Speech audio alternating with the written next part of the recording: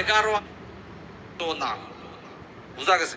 ফরজ 9% বেটিন তোর নমাজ পড়লে নমাজ হইতো না, বুঝা গেছে? নমাজ পড়া জেলা ফরজ, 70 টাকাওয়ালা ফরজ। নমাজ পড়া জেলা ফরজ, 70 টাকাওয়ালা ফরজ।